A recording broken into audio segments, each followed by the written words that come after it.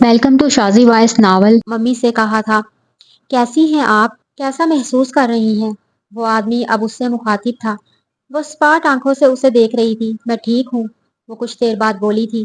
एक बार फिर उसे सब कुछ याद आना शुरू हो गया था। मेरा ख्याल है इन्हें अभी फिलहाल मेरी मजीद जरूरत नहीं है। आप थोड़ी देर बाद उनकी मर्जी पूछकर उन्हें हल्का फुल्का खाना खिला दें। ये अब बिल्कुल ठीक है।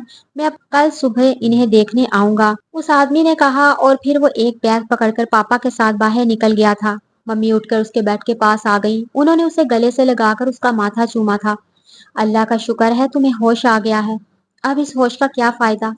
उसने अजीब से लहजे में कहा था। मम्मी इसका चेहरा देखती रही। मुझे क्या हुआ था? उसने उनसे पूछा था। तुम्हारा नर्वस ब्रेक डाउन हो गया था। एक हफ्ते तुम्हें हॉस्पिटल में रखा था, फिर घर ले आए। तुम्हें जब भी होश आता है तुम चिल्लाने लगती थी। तुम्हें मुसलसल ट्रैंकुलाइजर पर रखा हुआ था।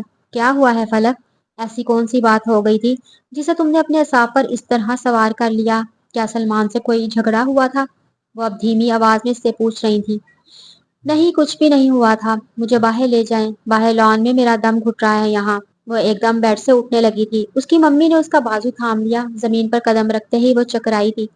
मम्मी ने उसे बेड पर बैठा दिया। चंद मिनटों बाद उसने एक बार फिर खड़े होने की कोशिश की थी। इस बार वो अपने कदम जमाने में कामयाब हो गई। मम्मी के साथ चलते हुए वो बाहर लॉन में आ गई। मम्मी ने उसे लॉन में रखी कुर्सियों पर बिठा दिया था। कुछ देर बाद वो अंदर जाकर उसके लिए कुछ फल और जूस ले आई। उसने जूस का गिलास खुद ही उठाकर पी लिया था। फिर वो सेब की काशें खाती रही। अब अंदर चलें? मम्मी ने कुछ देर बाद उससे पूछा था। शाम के साए बढ़ रहे थे। नहीं, अभी मुझे यहीं बैठना है। कुर्सी की पुरसे टेक लगाए बैठी रही। मोमिना इसका चेहरा देखती रही और उसकी आंखों में नमी आ गई थी। वो पहले जैसी फलक नहीं लग रही थी। उसकी आंखों के गेंद हल्के थे और आंखों की चमक बुझ गई थी। वो धूधिया रंगत जर्दी माइल हो गई थी। वो किसी बुत की तरह पलके झपकाए बगैर सामने दीवार पर चढ़ी हुई बुगनवेलिया की बेल को देख रही थी। मम्मी, उसकी आवाज जैसे कहीं दूर से आई थी। मैमूना चूक गई। उसने एक बार फिर उन्हें पुकारा। मम्मी, ये मर्द औरत के लिए क्या होता है? मैमूना उसके सवाल को समझ नहीं पाई थी। वो अभी भी बुगनवेलिया को घूर रही थी। पता है मम्मी, मर्द औरत के लिए क्या होता है? दरवाजा होता है। दरवाजे का काम रास्ता रोकना होता है या रास्ता देना। और मम्मी, उस दरवाजे ने मेरा रास्ता रोक लिया है। मेरा ही नहीं, हर औरत का रास्ता रोक लिया है। आगे जाने ही नहीं देता। आज तक आगे जाने नहीं दिया। इसलिए तो औरत पैगंबर होती है ना वली। वो दरवाजा खोलने की कोशिश ही नहीं करती। वो वहीं उसी दरवाजे की चौखट पर बैठी रहती है। उसे ही चूमती रहती है, सजदा करती रहती है। दरवाजा फिर रास्ता क्यों ना रोके? वो अब बुगनवेलिया को देखते हुए बोल रही थी और इसकी बातें मैमूना को बाहर से अंदर तक हिला रही थी। फलक, क्या कह रही हो तुम? क्यों इस तरह की बातें कर रही हो? पता है मम्मी, औरत बेल की तरह होती है और मर्द दीवार की तरह। बेल सारी उम्र दीवार को ढूंढती रहती है जिसके सहारे वो ऊपर जा सके, नजरों में आ सके। जहां तक दीवार जाती है वो बस वहीं तक जाती है। बेल को लगता है दीवार ना होती तो वो जमीन पर रुलती रहती, लोगों के पैरों तले आती, मगर उनकी नजरों में नहीं आती। वो सारी उम्र दीवार की मशहूर रहती है, उसे साया देती है, अपने फूलों से सजाती है, महकाती है। जब सूंघने लगती है तो भी साथ ही चिपकी रहती है, किसी छिपकली की तरह। खत्म होने के बाद भी उसे दीवार के अलावा किसी दूसरे का सहारा नहीं चाहिए। और दीवार, मम्मी देखें दीवार का कितना फायदा होता है। इसका वजूद बेल ढक देती है, उसके सामने एक आड़ बना देती है, हर चीज से उसे महफूज कर देती है, उसे साया देती है, रौनक देती है, फूलों से सजाती है, महकाती है, और खुद खत्म होने तक उसकी एहसान मंद रहती है। और वो दीवार तो बस सहारा देने का फायदा उठाती है, बस सहारा देने का। और सारी उम्र, मम्मी देखें, सारी उम्र जब तक बेल खत्म नहीं हो जाती। फलक, तुम अंदर चलो। फिर जब वो मर्द उसे मिल जाता है तो उसे लगता है उसे पूरी दुनिया मिल गई है। हर चीज जैसे अपने ठिकाने पर आ गई है। सब कुछ जैसे मुकम्मल हो गया है। उसके लिए वो मर्द, बस वो मर्द सब कुछ होता है। अन्नदाता, मालिक, आका, सब कुछ। उसे लगता है जिंदगी में अब उसे जो कुछ मिलना है उसी के तुफैल मिलना है, उसी के सहारे मिलना है, उसी से मिलना है। उसकी जिंदगी का वाहिद मकसद उसको खुश करना होता है।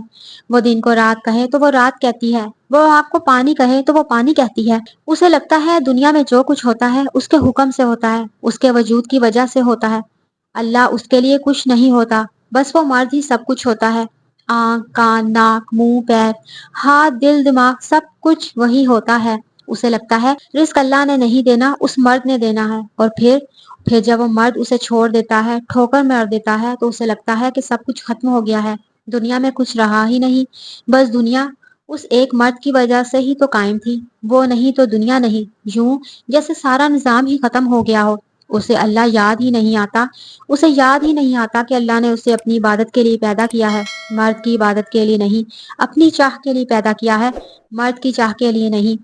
اور عورت تو ایک مرد کے لیے مر مٹتی ہے، اسے مرد سے آگے تو کچھ نظر ہی نہیں آتا، اللہ چھوڑ دے اسے پرواہ نہیں، مگر وہ ایک مرد چھوڑ دے تو وہ مر جاتی ہے، اللہ اس سے محبت نہ کرے تو اسے فکر نہیں، مگر وہ مرد محبت کرنا چھوڑ دے تو اس کا وجود ختم ہو جاتا ہے، اللہ ناراض ہو جائے تو اسے دھیان نہیں آتا، مگر مرد ناراض ہو جائے تو وہ سولی پر لٹک جاتی ہے، مرد کو منانے کے لیے وہ دو جہاں ایک کر دیتی ہے، وہ اللہ کو منانے کے لیے وہ ایک مرد نہیں چھوڑ سکتی، مرد کو منانے کے لیے وہ ہر رشتہ چھوڑنے پر تیار ہو جاتی ہے، ماں کا، باپ کا، بہن کا، بھائی کا، ہر ایک کا، اور اللہ کے لیے فلک اب بس چپ ہو جاؤ، کچھ نہ کہو، اس طرح کی باتیں کہاں سے سیکھ لی ہیں تم نے؟ میمونہ اب روحانسی ہو گئی تھی۔ ممی، میں نے اس سے کہا تھا میں بھی تم سے بہت محبت کرتی ہوں، ہر چیز سے زیادہ محبت۔ اس نے کہا مجھے اس کی پرواہ نہیں، اگر میں اللہ سے یہ کہتی تو کیا وہ بھی یہی جواب دیتا؟ میں نے اس سے کہا تھا میں نے کون سی غلطی کی ہے؟ اس نے کہا میں نہیں جانتا، میں اللہ سے یہ پوچھتی تو کیا وہ میرے سوال کا جواب نہ دیتا؟ میں نے اس سے کہا میں نے تمہارے لیے پچھلے 3 سال میں کیا نہیں کیا؟ اس نے کہا مجھے اس کی پرواہ نہیں، اگر میں اللہ کے لیے کچھ کرتی تو کیا اللہ کو بھی پرواہ نہ ہوتی؟ میں نے اس سے کہا میں نے پچھلے 3 سال ویسی زندگی گزاری ہے جیسی تم چاہتے تھے۔ اس نے کہا میں کیا کروں؟ میں 3 سال اللہ کی مرضی کے مطابق زندگی گزارتی تو کیا اللہ یہ کہتا؟ میں نے اس سے کہا تم مجھے بتاؤ میں کیا کروں کہ تم خوش ہو جاؤ، مجھ سے محبت کرنے لگو۔ اس نے کہا مجھے تمہاری ضرورت ہی نہیں ہے، مجھے تمہاری کوئی بات کوئی چیز خوش نہیں کر سکتی، میں اللہ سے یہ کہتی تو کیا وہ بھی مجھے یہی کہتا؟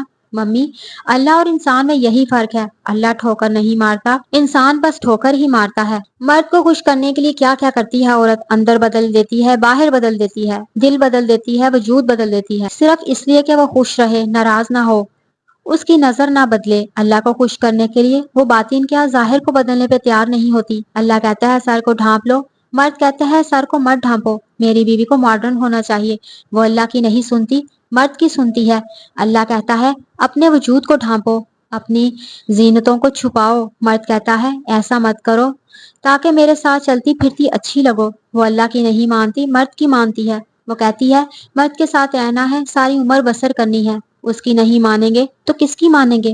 مرد کی بیوی ہے، یہ رشتہ تو کبھی بھی ٹوٹ سکتا ہے، اللہ کی تو مخلوق ہے، یہ رشتہ تو کبھی ٹوٹ نہیں سکتا، وہ دائمی رشتے کی فکر نہیں کرتی، ساری عمر عارضی رشتوں کو روتی رہتی ہے، ان کی فکر کرتی ہے۔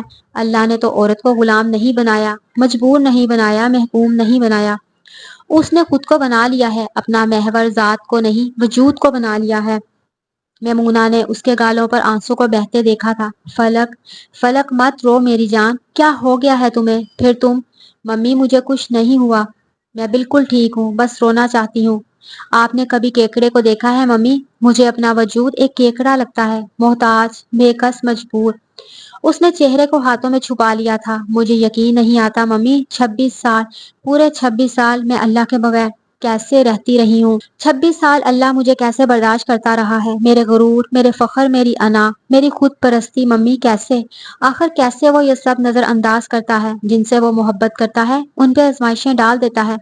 26 سال تک اسے میرا خیال ہی نہیں آیا، سب کچھ دیتا رہا، بغیر مانگے، بغیر چاہے، کسی مصیبت، کسی تکلیف، کسی تنگی، کسی آزمائش کے بغیر، یعنی 26 سال تک میں اللہ کی محبت کے بغیر جیتی رہی، اور آپ سب مجھ پر رشک کرتے رہے، میرے مقدر پر۔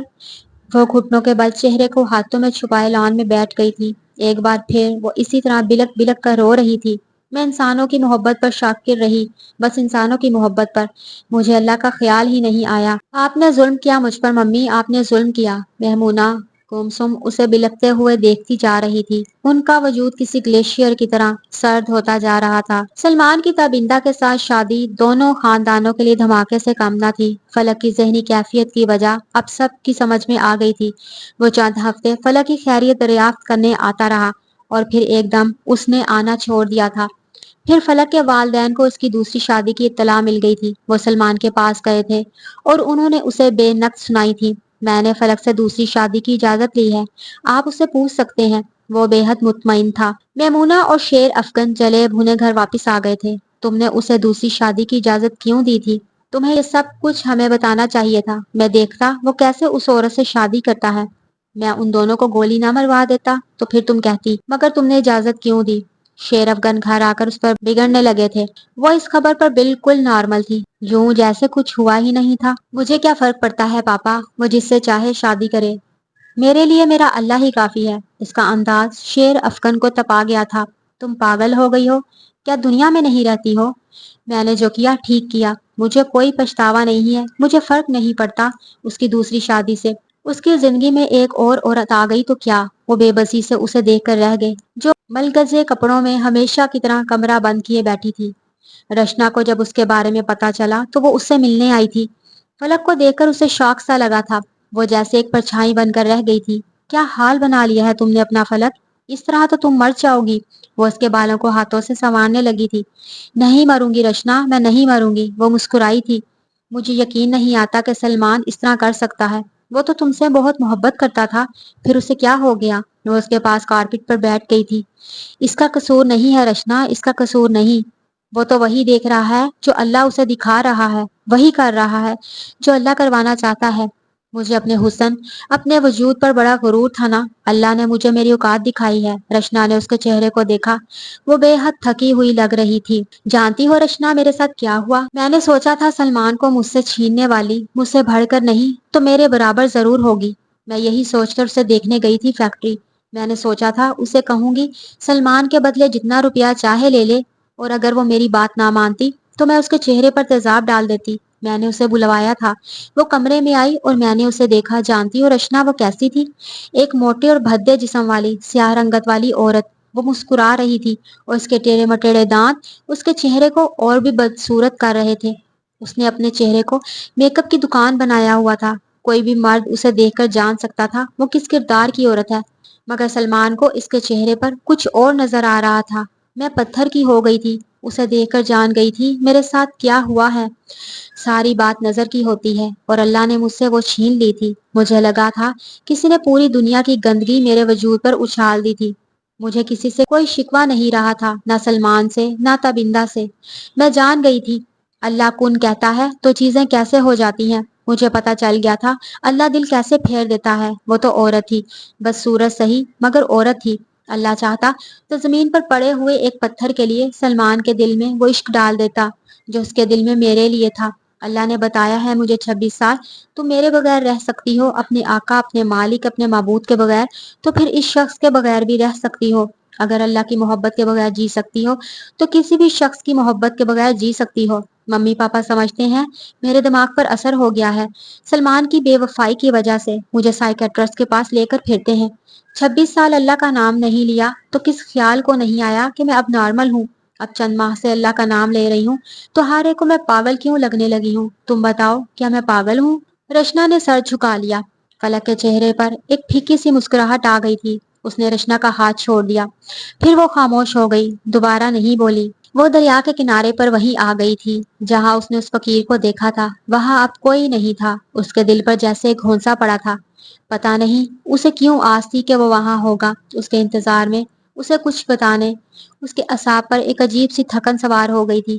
وہ گھڑا اب بھی وہی تھا، اسی طرح پانی اور کیچڑ سے بھرا ہوا۔ وہ اس کے پاس آ کر ریت پر بیٹھ گئی تھی۔ یہاں کیوں بیٹھ گئی ہو فلک، اٹھ جاؤ، میمونہ نے اسے بیٹھتے دیکھ کر کہا تھا۔ پھر وہ گڑھے کو گھور رہی تھی۔ پھر اس نے اپنا ہاتھ گڑھے میں ڈال کر کچھ کیچڑ بھرا پانی ہاتھ میں لیا تھا۔ اسے یاد آیا تھا اس دن وہ فقیر کس طرح کیچڑ اپنے چہرے اور بالوں پہ ملنے لگا تھا۔ دیکھو میں تو کیچڑ سے نہیں ڈرتا، میں تو گندگی سے خوف نہیں کھاتا۔ جانتا ہوں اس کی نظر اس کیچڑ اور گندگی پر نہیں جائے گی، وہ صرف میرے وجود کو دیکھے گا۔ اس کی آنکھوں میں آنسو آ گئے تھے۔ اس نے کیچڑ بھرا ہاتھ اپنے چہرے پر ملنا شروع کر دیا۔ میمونہ بھاگتی ہوئی اس کے پاس آئی تھی۔ کیا کر رہی ہو تم فلک؟ وہ حواس باختہ ہو گئی تھی۔ انہوں نے پرس سے ٹشو نکال کر اس کا چہرہ صاف کرنا شروع کیا تھا۔ اس نے ہاتھ پکڑ لیا۔ رہنے دے ممی، کچھ دیر تو اس کیچڑ سے میرے چہرے کو سجا رہنے دیں۔ اس نے گھٹنوں میں اپنا منہ چھپا لیا تھا۔ میں جس کی نظر میں ہوں میرے لیے کافی ہے. مجھے جس کی محبت چاہیے مل چکی ہے. مجھے اور کسی کی محبت کی ضرورت نہیں. اسے یاد تھا اس دن یہاں اس نے یہی کیا تھا. تجھے وجود کی طلب کیوں ہے, ذات کی چاہ کیوں نہیں؟ کوئی آواز ایک بار پھر لہرائی تھی. اب مجھے ذات کی چاہ ہے تو ذات کیوں نہیں ملتی؟ اس نے اپنے کیچڑ بھرے ہاتھ کو دیکھا تھا. اب اسے اپنے آپ سے گھن آ رہی تھی. اس روز اسے بھکاری کے وجود سے گھن آئی تھی. اب اسے پتا چل رہا تھا کہ کب کیچڑ کیچڑ نہیں لگتی, گندگی گندگی نہیں رہتی, وجود کی طلب کیسے ختم ہو جاتی ہے. ہر ایک کو بھکاری بنا کر رستے میں بٹھایا ہوا ہے. ہر ایک خود کو مالک سمجھتا ہے. جب تک ٹھوکر نہیں لگتی, جب تک گھٹنوں کے بل نہیں گرتا, اپنی اوقات کا پتہ نہیں چلتا. فلک پھر رونے لگی. چلو گھر چلیں. میرا خیال تھا تم یہاں آ کر ریلیکس ہو جاؤ گی, خوش ہوگی, مگر تم یہاں آ کر بھی. چلو گھر چلیں.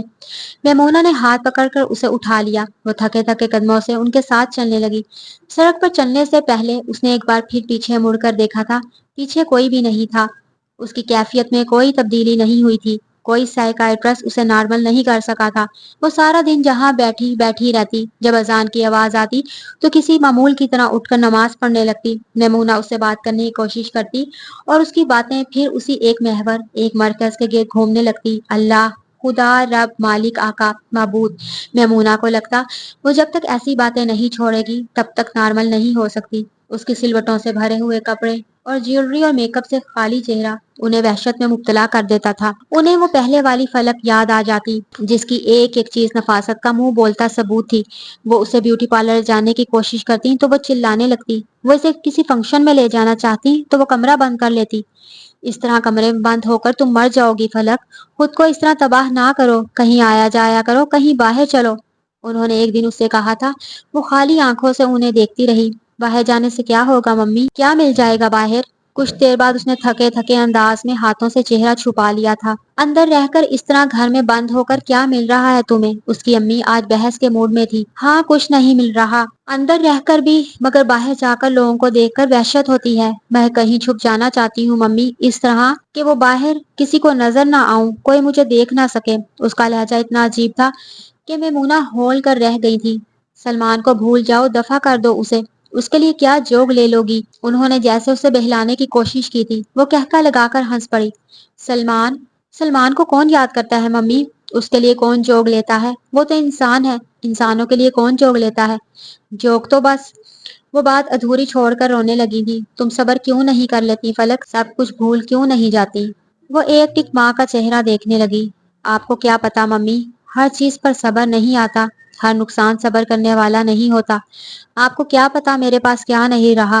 میرے پاس ایک تنکا تک نہ رہے اور لوگوں کو پوری دنیا مل جائے تو مجھے پرواہ نہیں. پر جب سوچتی ہوں کہ لوگوں کو, ممی, لوگوں کو اللہ مل رہا ہے تو مجھ سے صبر نہیں ہوتا, صبر آ ہی نہیں سکتا. اور میرے علاوہ اس وقت سب کے پاس اللہ ہے. کوئی محروم ہے تو میں ہوں, خالی ہاتھ ہوں تو میں ہوں, بدقسمت ہوں تو میں ہوں. وہ ایک بار پھر بچوں کی طرح زاروں کی طرح رو رہی تھی. میمونہ بے بسی سے اسے دیکھتی رہی. وہ جانتی تھی اب وہ کئی گھنٹے اسی طرح بلند آواز سے روتی رہے گی. بال بکھرائے, سر پہ ہاتھ رکھے, گیلے گالوں, لرزتے وجود, بلند سسکیوں اور آنکھوں میں لہراتی وحشت کے ساتھ وہ فلک کا صرف سایہ لگ رہی تھی.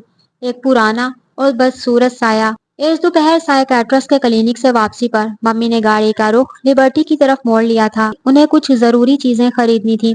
پارکنگ میں گاڑی پارک کرنے کے بجائے انہوں نے باہر ہی سڑک کے ایک کنارے پر گاڑی پارک کر دی تھی. نہیں, مجھے آپ کے ساتھ نہیں جانا. اس نے ممی کے ساتھ جانے سے انکار کر دیا تھا. میں گاڑی میں ہی بیٹھتی ہوں, آپ کو جو لینا ہے لے آئیں. ممی گاڑی سے اتر کر چلی گئی تھی. وہ سیٹ کی پشت سے ٹیک لگا کر سڑک پر چلتی ہوئی ٹریفک کو دیکھتی رہی. سڑک پر گاڑی کا ایک ہجوم تھا. وہ بے تاثر آنکھوں سے کسی روبوٹ کی طرح انہیں دیکھتی رہی. پھر اچانک اس نے 10-12 سال کے چھوٹے سے قد اور دبلے پتلے وجود کے ایک بچے کو پھٹے پرانے کپڑوں اور ٹوٹی ہوئی چپل پہنے, بازو پر کچھ اخبار لٹکائے اپنی گاڑی کی طرف آتے دیکھا تھا. وہ بچہ پاس آ کر ایک اخبار ہاتھ میں پکڑ کر کھڑکی کے شیشے پر دستک دینے لگا. اسے کسی اخبار میں کوئی دلچسپی نہیں تھی اور نہ ہی وہ اس طرح راستے میں اخبار لیا کرتی تھی, مگر آج بے اختیار اس نے کھڑکی کا شیشہ نیچے کر دیا تھا. اخبار لے لیں باجی. اس بچے کی آواز بھی اس کے وجود کی طرح ہی نحیف تھی. وہ اخبار اس کے سامنے لہرا رہا تھا, مگر اس کی نظریں گاڑی کے اندر ادھر ادھر گھوم رہی تھی. फलक को कोई अजीब सा एहसास हुआ था। डैशबोर्ड के एक कोने में उसने कुछ रुपए पड़े देखे थे। मम्मी अक्सर अपनी गाड़ी में ऊपर थोड़ी बहुत रकम इस तरह ग्लू कंपार्टमेंट और डैशबोर्ड के ऊपर जरूर रखती थी। उसने वो रुपए उठाकर उसे बच्चे के हाथ में थमा दिए। उसने कुछ हैरानी से फलक को देखा, यूं जैसे उसे फलक से ये तवक्को नहीं थी। ये रुपए रख लो, मुझे अखबार की जरूरत नहीं है, उसने नरम आवाज में बच्चे को मुखातिब किया था। मगर ये तो बहुत ज्यादा है। बच्चे की आवाज में कुछ घबराहट थी। फिर भी रख लो, उसने रुपए उसके हाथ में थमा दिए थे। उस बच्चे की आंखों में लम्हा भर के लिए एक चमक उभरी थी। फिर वो 100 का नोट जेब में डालकर खिड़की से पीछे हट गया। पलक ने एक बार फिर गाड़ी का शीशा ऊपर चढ़ा लिया। सीट की पुश से टेक लगाए वो इस बच्चे को दूर जाता देखती रही। चिलचिलाती हुई धूप ने इसके पूरे वजूद को पसीने से शराबूर किया हुआ था। उसे उस बच्चे पर तरस आया था। पता नहीं कौन सी मजबूरी उसे इस उम्र में यूं खवार कर रही थी। बच्चा बहुत दूर चला गया था, मगर उसकी नजरें अभी भी इसी पर मरकूज थी। फिर अचानक उसने बच्चे को भाग कर सड़क क्रॉस करने की कोशिश करते देखा, और फिर बाएं सिम से आने वाली गाड़ी ने उसे बहुत जोर से चंद फीट ऊपर उछाल दिया था। फलक के हलक से बेख्तियार चीख निकली थी। वो अब उसे नजर नहीं आ रहा था। सड़क पर गुजरने वाली ट्रैफिक ने उसे उसकी नजरों से ओझल कर दिया था। उसने चंद गाड़ियों को इस जगह रुकते देखा जहां वो गिरा था। फिर फुटपाथ पर चलने वाले कुछ लोग भी तकरीबन भागते हुए उस जगह की तरफ गए थे। उसने गाड़ी का दरवाजा खोलने की कोशिश की थी। क्या बात है फलक, कहाँ जा रही हो? मम्मी गाड़ी का दरवाजा खोलकर अंदर बैठ रही थी। वहां मम्मी, वहां एक बच्चे का एक्सीडेंट हो गया है। उसने हाथ उठाकर गाड़ी के खुले दरवाजे से दूर उस जगह की तरफ इशारा किया था जहां अब रश बढ़ता जा रहा था। मम्मी अपनी सीट संभाल चुकी थी। ऐसे एक्सीडेंट होते रहते हैं, तुम भला वहां जाकर क्या करोगी? उन्होंने डोर हैंडल को पकड़कर उसकी तरफ वाला दरवाजा बंद कर दिया था। मम्मी वो बच्चा, पता नहीं वो, आवाज उसके हलक में अटक गई थी। मम्मी ने कार स्टार्ट कर ली थी। इतने लोग हैं वहां, ले जाएंगे उसे हॉस्पिटल। हम भला क्या कर सकते हैं वहां जाकर? और वैसे भी मुझे जल्दी घर पहुंचना है। मिसिस अनवर के घर जाना है। उनकी बुटीक का इफ्तिताह है। वो बेयकीनी से मम्मी के चेहरे को देखती रही। गाड़ी अब सड़क पर दौड़ रही थी। क्या इन्हें कुछ महसूस नहीं हुआ? कुछ भी नहीं। आखिर क्यों? क्या वो इंसान नहीं था? मम्मी उसकी सोचों से बेखबर अपनी बातों में मसरूफ थी। उसने अपने अंदर खला को एक बार फिर फैलते हुए महसूस किया था। ये बेहिसी हमारे वजूद, हमारी क्लास का हिस्सा क्यों बन गई है? चोट खाने वाला अपना ना हो तो क्या उसकी परवाह नहीं करनी चाहिए? मेरी क्लास मैनर्स की बात करती हैं, अपनी कैट्स का ढंडोरा पीटती हैं। क्या इंसानी हमदर्दी मैनर से बाहर की कोई चीज है? क्या जिंदगी गुजारने के लिए खाने पीने, उठने बैठने और बात करने का तरीका ही आना काफी है? सवालात की एक भर मार ने उसे नए सिरे से घेर लिया था। और फिर अल्लाह इतना दूर लगता है तो हमें इस बात का शिकवा करने का क्या हक है? उसने अपनी माँ का चेहरे को देखा था। वो अब भी मुसलसल बोल रही थी। उसकी कुछ समझ नहीं आ रहा था। उसकी आंखों के सामने एक बार फिर उस बच्चे का चेहरा आ गया था। गाड़ी के साथ टकराने के बाद उछलता हुआ उसका वजूद और हवा में लहराते हुए अखबारात। उसने अपने वजूद को रेत का ढेर बनते महसूस किया था। मम्मी, चुप हो जाएं, फॉर गॉड सेक चुप हो जाएं, बंद कर दें ये सारी बातें। मेरा दम घुट रहा है, बस खामोश हो जाएं। ये सब कुछ मुझे ना बताएं। वो पागलों की तरह कानों पर हाथ रखकर यकदम चीखने लगी थी। मेमूना कुछ खौफजदा होकर खामोश हो गई थी। अभी तो साइकेट्रिस्ट के साथ सेशन करवा कर लाई हूँ, और फिर भी आधे घंटे बाद ही इसका ये हाल हो गया है। मेमूना ने मायूसी से सोचा था। अगले कई दिन तक वो गुमसुम अपने कमरे में कैद रही थी। वो कोशिश के बावजूद इस बच्चे को अपने जहन से महव नहीं कर सकी थी। वो जैसे इसके जहन पर नक्श हो गया था। पता नहीं उसे कितनी चोट आई थी। पता नहीं वो जिंदा भी होगा या। वो आगे कुछ ना सोच पाती। उस दिन असर की नमाज पढ़ने के बाद वो अपने कमरे की खिड़कियों के पास रखी इजी चेयर के ऊपर आकर बैठ गई। खिड़की के बाहर लॉन में मध्यम आवाजें उभर रही थी। उसने कुर्सी की पुश्त से टेक लगाए आंखें मूंदे आवाज को पहचानने की कोशिश की थी। फिर उसने अल्फाज का महफूम समझने की कोशिश की थी। आवाज उसके ड्राइवर की बेटी रजिया की थी, जो टूटे फूटे तलफ्फुज के साथ इंग्लिश का कोई सबक दोहरा रही थी। अबू बिन एदम एक आबिद परहेजगार शख्स थे। एक रात को अचानक उनकी आंख खुल गई थी। उनका कमरा नूर से रोशन था। उन्होंने एक फरिश्ते को देखा जो अपनी सुनहरी किताब में कुछ लिख रहा था। बहुत आहिस्तगी से फलक ने अपनी बंद आंखें खोल दी थी। उसकी समातें अब खिड़की के बाहर गूंजने वाली आवाज पर मरकूज थी। रजिया तकरीबन हर लफ्ज को बहुत बुरे तरीके से अदा कर रही थी, मगर वो फिर भी लफ्जों को पहचान रही थी। अबू बिन एदम ने फरिश्ते से पूछा, वो क्या कर रहा है?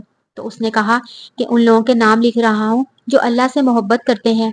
فلک اب سانس تک روک چکی تھی، اس کا دل بہت تیزی سے دھڑک رہا تھا۔ رضیہ اب لڑکھڑاتی آواز کے ساتھ رک رک کر بول رہی تھی۔ ابو بن آدم نے پوچھا، کیا اس فہرست میں ان کا نام بھی شامل ہے؟ فرشتے نے نفی میں جواب دیا تو ابو بن آدم نے درخواست کی کہ ان کا نام ان لوگوں میں شامل کر لیا جائے جو اپنے ساتھی انسانوں سے محبت کرتے ہیں۔ فلک کو اپنی آنکھوں میں کچھ کرچیاں سی چپتی محسوس ہوئی تھی۔ فرشتے نے ابو بن آدم کا نام لکھا اور غائب ہو گیا، اور اگلی رات فرشتہ پھر آیا۔ اس نے ابو بن آدم کو ان لوگوں کی لسٹ دکھائی جن سے اللہ محبت کرتا ہے۔ ابو بن آدم کا نام اس لسٹ میں سب سے اوپر جگمگا رہا تھا۔ رضیہ ایک بار پھر اپنے سبق کو شروع سے پڑھنے میں مصروف تھی، اور فلک اندر کسی پتھر کے بت کی طرح ساکت بیٹھی تھی۔ گالوں پر پھسلتا ہوا گرم پانی اس کی گود میں رکھے ہوئے ہاتھوں پر گر رہا تھا، اور میں تم تک کسی انسان کے لیے کچھ کیے بغیر ہی پہنچنا چاہتی تھی، پھر تم رستہ کیسے دکھاتے؟ اور اب اگر میں لوگوں کے ذریعے تم تک آؤں تو کیا تم مجھے مل جاؤ گے؟ کیسے لوگ ہوتے ہیں اللہ جن سے تو محبت کرتا ہے، جنہیں تو چاہتا ہے، جنہیں تو مل جاتا ہے؟ کیا ابو بن آدم جیسے لوگ؟ اور ان کی طرح کیسے بنا جاتا ہے؟ اللہ تو بتا، ان میں کیا خاص چیز ہوتی ہے؟ اس کا ذہن جیسے کسی گرداب میں پھنسا ہوا تھا۔